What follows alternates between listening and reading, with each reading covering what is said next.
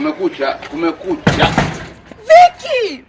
Umwe. Yaani saa 2 saa hizi. Karibu.